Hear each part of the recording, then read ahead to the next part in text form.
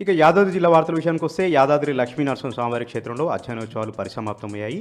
ఆ రోజు పాటు కూడా స్వామివారి అలంకారంలో తీరొక రూపంలో ఉదయం సాయంత్రం వేళలో భక్తులకు దర్శన భాగ్యం కల్పించారు. ఈరోజు సాయంత్రం వేళ స్వామివారు నారసింహస్వామి అలంకారంలో భక్తులకు దర్శన భాగ్యం కల్పించడం జరిగింది. వాత్స్యము రౌద్రం కలిసినటువంటి నారసింహస్వామి అవతారం చూసి ప్రజలందరూ కూడా భక్తులందరూ కూడా ఎంతో నయనందం పొందారు, పునీతులయ్యారు. ఇక మరొక వార్త విషయానికి వస్తే యాదాద్రి జిల్లా మోటకొండ మండలం అమ్మనమూలు గ్రామంలో విషాదం చోటు చేసుకుంది. పండగ వేళ ఆ గ్రామంతో కూడా కన్నీరు మున్నీరు వెలిపిస్తూ ఉంది. నరేందర్ అటువంటి ఒక వ్యక్తి పతంగులు ఎగురవేస్తూ బిల్డింగ్ పై నుంచి ప్రమాదవశాత్తు జారిపడడంతో అక్కడికక్కడికే మృతి చెందారు. నరేందర్ మృతితో అమ్మనమూలు గ్రామంలో విషాదాలు అలుముకున్నాయి. ఇక మరొక విషయానికి వస్తే నల్గొండ జిల్లా కలెక్టర్ విధులకు హాజరు కానటువంటి ఉద్యోగుల పట్ల కన్నెర చేశారు. ఒక్కసారిగా కొరాడో జలిపించారు. గుర్రంపూడి ప్రాథమిక ఆరోగ్య కేంద్రాన్ని ఆకస్మికంగా తనిఖీ చేశారు నల్గొండ జిల్లా కలెక్టర్ ఇలా త్రిపాఠి.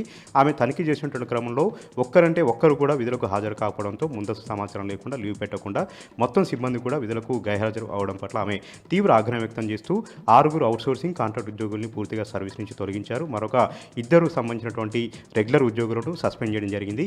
ప్రజారోగ్యం పట్ల నిర్లక్ష్యం వహించినటువంటి ఏ అధికారిపైన కూడా ఇలాంటి చర్యలు ఉంటాయని కూడా ఆమె ఆగ్రహం వ్యక్తం చేయడం జరిగింది. ప్రధానంగా ప్రజారోగ్యం ఆసుపత్రుల్లో విధులకు ఖచ్చితంగా హాజరు కావాలి, ముందస్తు సమాచారం లేకుండా ఎవరు కూడా విధులకు హాజరు కాకూడదని కూడా ఆమె ఈ సందర్భంగా అల్టిమేటం జారీ చేయడం జరిగింది. ఖచ్చితంగా విధులకు హాజరై ప్రజలకు ఆరోగ్య సంబంధించినటువంటి సేవలు చేయాల్సిందే అంటూ కూడా ఆమె మరొకసారి పునరుద్ఘాటించారు.